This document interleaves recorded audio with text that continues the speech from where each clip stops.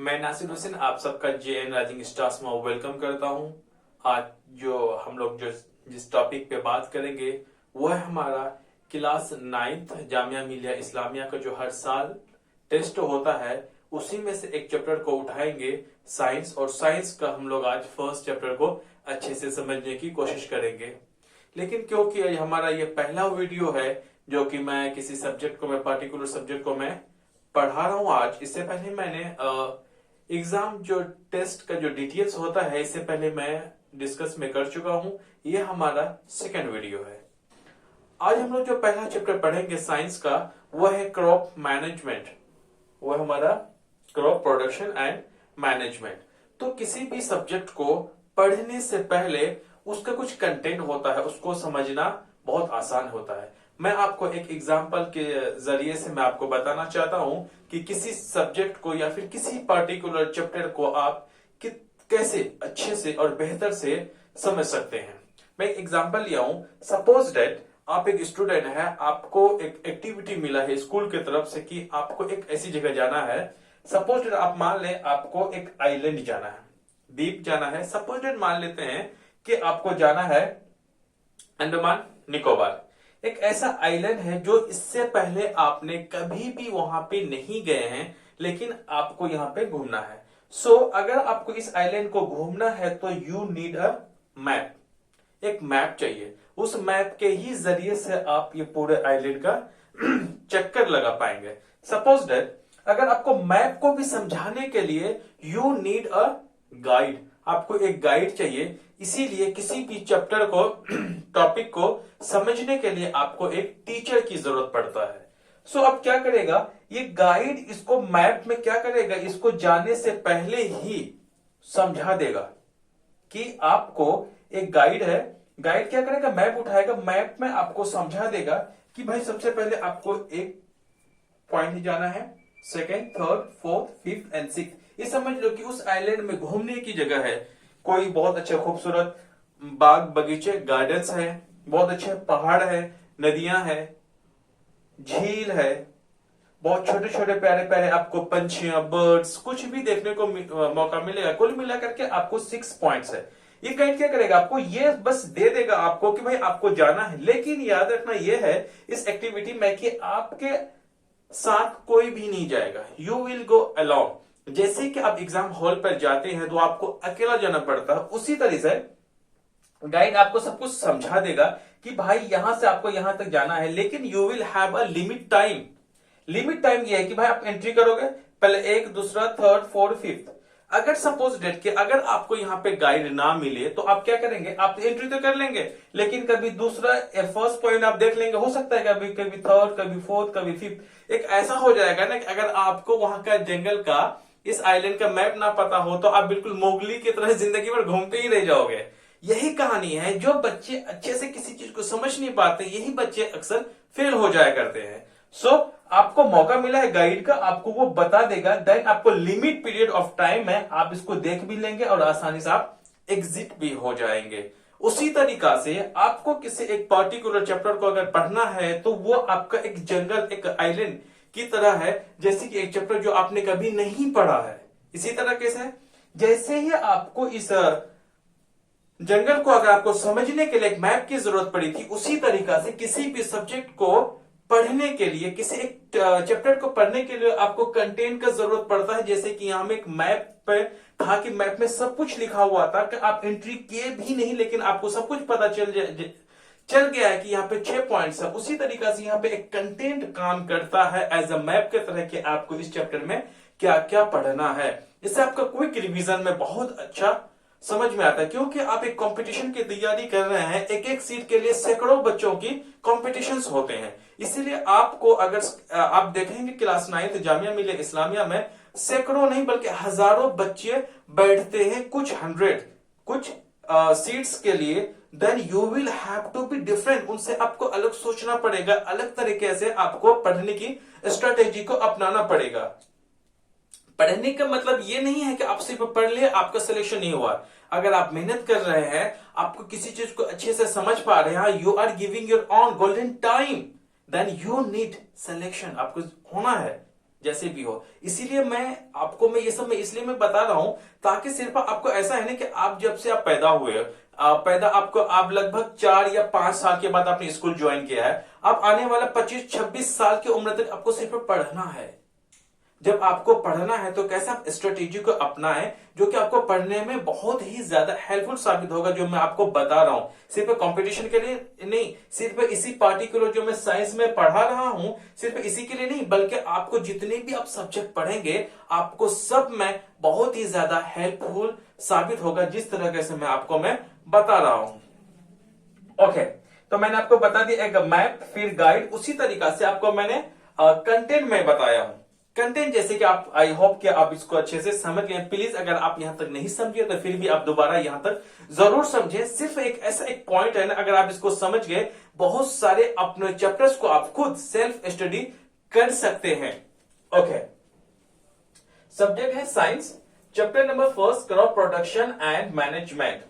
ये आपका कंटेंट लाएगा मैप, जो कि हमने यहाँ पे अभी पढ़ा भी नहीं है। मैंने इस चैप्टर को भी मैंने पढ़ना शुरू भी नहीं किया, लेकिन हम बहुत कुछ ऐसे ऐसे पॉइंट्स हम जान जाएंगे कि जिसमें आपको पढ़ना है अंदर। इससे क्या होगा कि आपको क्विक रिवीजन, सपोज डेट मैं मान लेता हूं, मैंने इसमें नेमिंग मैंने किया है 1 2 3 4, उसके बाद यहाँ पे है फिफ्थ है, फिर 6 है। तो सपोज डेट कि आप रिवीजन कर रहे हो, आप पढ़ चुके हो, तो आप अपना काम 5th पॉइंट पे हो, तो आपको इस बात का एहसास होगा। मैं फिर से आपको मैं इस मैप में लेके जाना चाहता हूं। जब सपोज डेट कि आपको सब कुछ बता दिया है, गाइड ने आपको बता दिया है, आपको पास मैप नहीं है, तो आपका एग्जाम हॉल समझ लो, आपको अकेला जाना है। आप यहां पे पहुंच चुके हो तो आपको पता है कि आपने 1 2 3 4 4 पॉइंट्स देख लिए हैं, आपको रिमेनिंग 2 पॉइंट्स और देखने बाकी है, 2 और जगह देखना बाकी है। इससे आपको इतना अंदाजा लग जाएगा कि आपने कितना चला है और कितना घूमना बाकी है। इसी वजह से जब आप इन सारी को पढ़ लेंगे, अगर आप 5th पॉइंट पे अगर आप पढ़े हैं तो आपको पता है कि भाई 1 से लेकर के हमें 10 पॉइंट्स तक पढ़ना था, हम अभी कितने 5वें पॉइंट्स में है, तो आपको 5 और पढ़ने हैं। 5 जो होगा तो आपको नेमिंग करने में याद भी आ सकता है कि अच्छा 5 कौन कौन सा बचा है। सपोज दैट अब 5 में आ गए हैं तो आपको पता है कि इंट्रोडक्शन में क्या देखा, सेकंड पॉइंट में एग्रीकल्चर में क्या देखा, थर्ड में आप क्रॉप में क्या देखे। उसी हिसाब से पहला है इंट्रोडक्शन। देखिए आप कहीं पर भी जाए, सपोज मैं मान लेता हूं कि आप ये कहां पे हैं, इस आइलैंड में है, तो आपको उस आइलैंड का कुछ ना कुछ नाम होगा। तो मैं मान लेता हूं यहाँ पे कि अंडमान आइलैंड है, तो उसका कुछ इंट्रोडक्शन होगा, वो कहां पे है, हम उसमें क्या करने वाले हैं, कौन कौन सी कुछ जगहों के बारे में हम जानने का मौका मिलेगा। इंट्रोडक्शन आप भी कहीं अगर नई जगह जाएंगे तो आपसे पहले क्या इंट्रोडक्शन पूछा जाता है। इसीलिए कोई भी सब्जेक्ट को आप पढ़ेंगे, किसी भी चैप्टर को, सबसे पहले उसका इंट्रोडक्शन होता है। आज मैं इसलिए मैं इतना ज्यादा आपको बता रहा हूं ताकि कि इससे पहले मैं ये फर्स्ट चैप्टर मैं पढ़ाना शुरू किया हूं, ताकि जितने भी मैं पढ़ाऊंगा मैं इसी हिसाब से मैं पढ़ाऊंगा। उसमें मैं उतना ज्यादा एक्सप्लेनेशन नहीं दिया करूंगा, ओनली मैं डायरेक्ट कंटेंट बनाऊंगा ताकि मैं पढ़ाना शुरू कर दूंगा। आज मैं इसलिए मैं बता रहा हूं ताकि आप जितने भी मेरे वीडियोस देखेंगे मैं इसी हिसाब से ही मैं बताऊंगा आप लोगों को। पहला है इंट्रोडक्शन, सेकंड में पढ़ेंगे हम लोग वो है एग्रीकल्चर, थर्ड टॉपिक हमारा रहेगा क्रॉप। जो क्रॉप में रहेगा, हम 2 चीजें क्रॉप में देखेंगे। पहला ये देखेंगे कि पहली बात तो क्रॉप क्या होता है। So first thing is that crop classified on the basis off season. Season के बेसिस पे क्रॉप्स को किस हिसाब पे क्लासिफाइड किया गया है। फिर हम लोग क्रॉप में ही सेकेंड पॉइंट को देखेंगे, टाइप्स ऑफ क्रॉप्स देखेंगे। ओके, नेक्स्ट हमारा है 4th point, that is called basic practices of crop production. कि क्रॉप प्रोडक्शन करने के लिए हमें किन किन चीजों का, कौन कौन सा प्रैक्टिस, कौन कौन सा हमें काम करना पड़ेगा। उसमें आपको कई चीजों का काम करना पड़ेगा। पहला चीज तो आपको यह है प्रिपरेशन ऑफ सॉइल। सॉइल को सबसे पहले हमें प्रिपेयर करना होगा, बनाना होगा। तो आपका अगर देखेंगे, पहला क्वेश्चन आपका ये समझ में आया होगा कि हमें एग्रीकल्चर करने के लिए, खेती करने के लिए सबसे पहला चीज आपको क्या करना होता है, आपको सबसे पहले आपको प्रिपरेशन ऑफ सॉइल करना होगा। मैं आपको जब मैं पढ़ाऊंगा then I will tell you that. So preparation of soil में फर्स्ट थिंग पहला करना आपको पड़ेगा टेलिंग या प्लॉफिंग। सबसे पहले आपको खेत को जोतना पड़ेगा। सेकेंड, प्रिपरेशन ऑफ सॉइल का ही सेकेंड पॉइंट है आपका एग्रीकल्चरल इंप्लीमेंट्स। आपको कई सारे एग्रीकल्चर इंप्लीमेंट्स को करना पड़ेगा।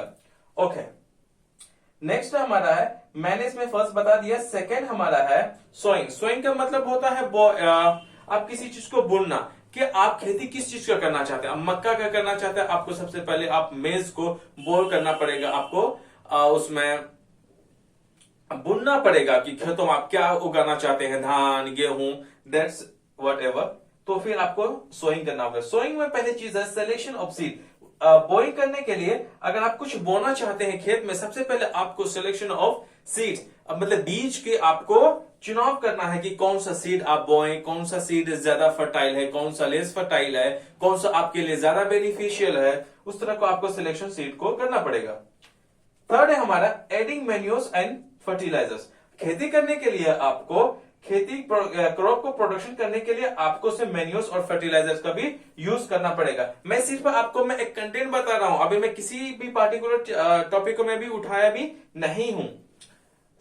इसके बाद है आपका एडिंग मैन्योर एंड फर्टिलाइजर्स में फर्स्ट पॉइंट इसका ये है, पहला पॉइंट ये है आपका कि मैन्योर क्या होता है। उसके बाद सेकेंड पॉइंट में पढ़ेंगे कि आपका फर्टिलाइजर क्या होता है। इन दोनों के थर्ड में आपका है कि मैन्योर और फर्टिलाइजर के बीच का डिफरेंसेस क्या है, क्योंकि आपका एमसीक्यूज टाइप का जो क्वेश्चंस होता है उसमें अक्सर इवन डिफरेंसेस पूछ लेते हैं कभी कभी कि मैन्योर और फर्टिलाइजर में क्या फर्क है।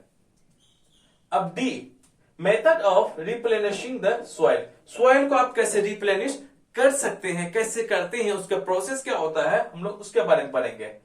अब आपको आएगा ई में एडवांटेजेस ऑफ मैन्योर। मैन्योर के आखिर क्या क्या फायदे हैं जब हम कहा खेतों में यूज करते हैं।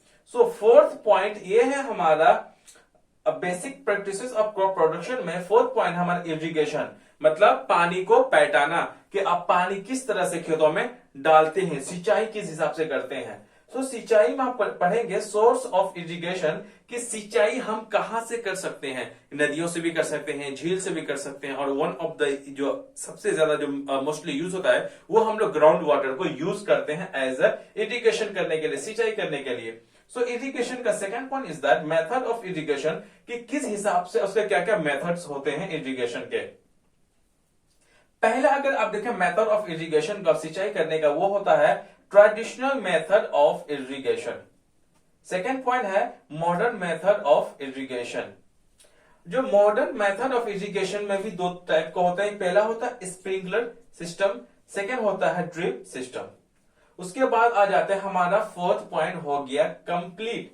उसका फिफ्थ पॉइंट हमारा है प्रोटेक्शन फ्रॉम वीड्स। वीड्स का मतलब होता है unwanted plants grown in the field. जो खेतों में जो हम प्लांट्स नहीं चाहते, जिसे जंगल झाड़ कहते हैं, उन्हीं को वीड्स कहते हैं। जो कि आप खेत को अगर कोई अगर गांव का अगर होगा तो आप देखेंगे कि खेतों में धान की खेती हो या फिर आपको गेहूं की खेती, किसी भी तरह की खेती हो, उसमें क्या होता है जंगल झाड़ उग जाते हैं, जिसे हमें क्या क्लीन करना होता है, सफाई करना होता है।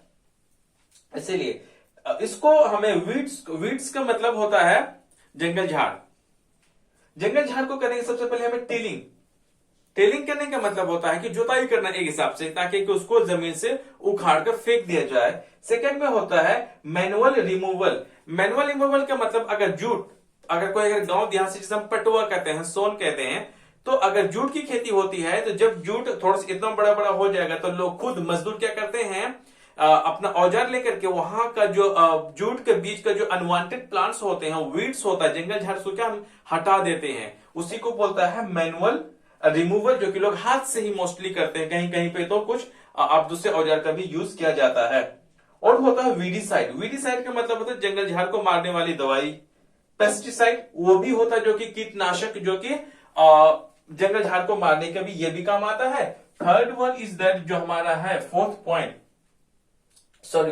है, वो इंसेक्टिसाइड यूज करते हैं। किसको? मतलब वीड्स को, जंगल झाड़ को खत्म करने के लिए। Okay, now is the six point हमारा है हार्वेस्टिंग करना। हार्वेस्टिंग का मतलब होता है जब पूरा प्लांट ग्रो हो जाता है, मैच्योर हो जाता है, जब हम फसल काटने की बारी होती है, अब फसल को काटने का प्रोसेस को ही हम लोग हार्वेस्टिंग कहते हैं।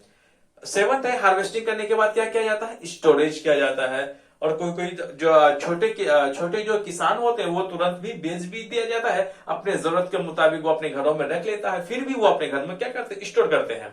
आठवां है हमारा इंप्रूविंग क्रॉप प्रोडक्शन, कि अगर हमें अनाज को अगर अच्छे से पैदावार करनी है तो हमें इंप्रूव कैसे करें, उसमें ज्यादा से ज्यादा हमें क्या करें कि हमें ज्यादा से ज्यादा अनाज उपजने उगने लगे अनाज। 9 में हमारा है एनिमल हस्बेंड्री। एग्रीकल्चर में अगर हम देखें तो अगर मेन हमारा क्या है क्रॉप प्रोडक्शन में, तो एक आता हमारा एनिमल हस्बेंड्री। जैसे हम कहा जानवरों को पालते हैं एज इकोनॉमिक, मतलब पैसे वगैरह कमाने के लिए। हम दूध डेयरी का काम कर सकते हैं, दूध दही मक्खन ये सब बेचते हैं हम, और मीट के भी तरफ हम यूज करते हैं, एनिमल हस्बेंड्री बोलते हैं। 10वां नंबर हमारा फूड फ्रॉम एनिमल्स, कि हम किस तरह के फूड्स जानवरों से लेते हैं। एक ऐसा कंप्लीट हो गया कि आप इसको जब भी पढ़ेंगे रिवीजन करेंगे, आपको प्लीज आपको इस वीडियो को आपको यहाँ पे स्टॉप करना है, आगे नहीं पढ़ना आपको, बिल्कुल आपको एक बार इसी को देखना है, मन में रिवीजन करें। जब आप मन में करेंगे तो यकीन मेरा माने आप 50% इस चैप्टर का आप समझ लो कि आप पढ़ चुके हो। मैं सही कह रहा हूं, आपने सही सुना। आप सोचोगे कि आपका 50% पढ़ाई कंप्लीट हो चुका है यहाँ पे, कि इसमें आप क्या पढ़ेंगे। आपको क्विक रिवीजन में बहुत ही ज्यादा हेल्पफुल साबित होगा, क्योंकि आप एक कंपटीशन की तैयारी कर रहे हैं। ओके, जैसे मैंने बताया कि इंट्रोडक्शन, अब हम लोग अपना टॉपिक शुरू कर रहे हैं अब इंट्रोडक्शन में। जैसे कि आपने देखा होगा क्रॉप प्रोडक्शन और मैनेजमेंट का ही पूरा, इसमें क्या क्या पढ़ने वाले हैं, क्यों पढ़ने वाले हैं, इसमें हम लोग देख लेते हैं। पहला है कि हम लोग क्रॉप में क्या होता है कि हमारे क्या अनाज उगते हैं इसमें। तो all living organisms required food, इस दुनिया में इस धरती में जितने भी जानदार चीज है सबको क्या चाहिए, खाना चाहिए खाने के लिए। ओके, ये तो इंट्रोडक्शन में हो गया। सेकेंड पॉइंट है plants can make their food themselves, पौधे जो हैं पेड़ पौधे अपना खाना खुद बना सकता है, लेकिन humans and animals can't make their food, इंसान और जानवर अपना खाना नहीं बना सकता, वो दूसरों पे डिपेंडेंट होता है। जैसे कि मैं हूं, आप हैं, आप देखें आपके घरों में अगर अलग अलग तरह की चीजें खाने को आता है, लेकिन आप कहां से आता, आप तो खुद उगाते नहीं हो, आप उसकी खेती नहीं करते, बट यू आर गेटिंग, आपको मिल रहा है। आप किसी भी शहर में रहे, किसी गांव में रहे, आपको खाने का सामग्री जो है, सामान है, खुद न कहीं से कहीं आता है, बट इस ग्रोन, ये हवा में नहीं उगता, ये किसी लैब में बनाया नहीं जाता है, ये खेतों में जमीन में उसको उगाया जाता है। Humans and animals get food from plants by agriculture practices and animals by the process of animal husbandry, कहता है इंसान और जानवर को जो खाना मिलता है वो प्लांट से मिलता है, जो कि हम एग्रीकल्चर प्रैक्टिसेस, मतलब हम खेती करके तभी खेती करते हैं, हमें प्लांट से मिलता है, उस प्लांट से हमें क्या मिलता है, फूड मिलता है जो हम खाते हैं। एंड एनिमल, दूसरी बात यह है animals by the process of animal husbandry, अब हम एनिमल हस्बेंड्री का मतलब हो जाता है कि आप डेयरी का काम, दूध दही मक्खन इस तरह की चीजें जब हम लेते हैं, ऑब्टेन करते हैं, वो एनिमल हस्बेंड्री का भी आ जाता है। और साथ में हमारा क्या होता है इसमें, as a meat, red meat के भी तरह हम लोग इसको एनिमल्स को यूज करते हैं, चिकन मटन इस तरह का हो गया। अब है इसी में इंट्रोडक्शन में to provide for a large population, अब हमारी बात यह है कि हमें सिर्फ खेती, देखिए आप जैसे कि अगर मान लें आपका ही अगर परिवार में है, अगर आप शहर में रह रहे हैं, क्या आप खेती कर रहे हैं, नहीं, आप खेती नहीं कर रहे हैं। आप जैसे तो करोड़ों लोग ऐसे होंगे जो खेती नहीं करते हैं। अगर वो खेती नहीं करते हैं तो वो आखिर मिलता कहां से, उसको कोई ना कोई करने तो वाला होगा ना। इसीलिए to provide for a large population, हमारी देश की जनसंख्या जितनी है तो उसको सबको खाना पहुंचाना है, सबको खाने की जरूरत पड़ती है और सब खाते भी हैं। रेगुलर प्रोडक्शन, क्या हम इसमें रेगुलर प्रोडक्शन, ये मैंने रेगुलर प्रोडक्शन मैंने लिखा है, प्लीज आप इसको प्रोडक्शन ही लिखना। तो प्रोडक्शन करना पड़ता है, लगातार करना पड़ता है, कॉन्टिन्यूसली करना पड़ता है। प्रॉपर मैनेजमेंट, ये जो प्रोडक्शन आफ्टर प्रोडक्शन, जब हम पैदावार कर लेते हैं अनाज को, उसका हमें मैनेजमेंट भी चाहिए। सब्जियां, हरी सब्जी जल्दी से जल्दी बेचना होगा उसको, नहीं तो वो खराब हो जाएगा। दाल उससे ज्यादा और दिन रख सकते हैं, धान को, गेहूं को, मक्का को, इसको सबको हमें क्या मैनेजमेंट करना पड़ता है। क्योंकि एग्रीकल्चर प्रोडक्ट से आपको पता होगा कि बिस्किट वगैरह हम जो खाते हैं, बेकरी का सामान, वो सब के सब हमारे एग्रीकल्चर प्रोडक्ट से ही होता है, उसको हम कैसे मैनेजमेंट करें। नेक्स्ट हमारा distribution of food is necessary, उसके बाद हम खाना को भी डिस्ट्रीब्यूट करते हैं, कौन से खाना कहां कहां भेजा जाए, कौन कौन खाते हैं, किस हिसाब से खाते हैं, वो हो गया। सेकेंड पॉइंट, अब हम लोग देखेंगे कि पहला इंट्रोडक्शन हो गया, अब हम लोग देखेंगे सेकेंड पॉइंट इज एग्रीकल्चर। जैसे कि हमने देख लिया इंट्रोडक्शन को, अब हम लोग देखते हैं सेकंड पॉइंट, वह हमारा एग्रीकल्चर। एग्रीकल्चर हमारा होता क्या है?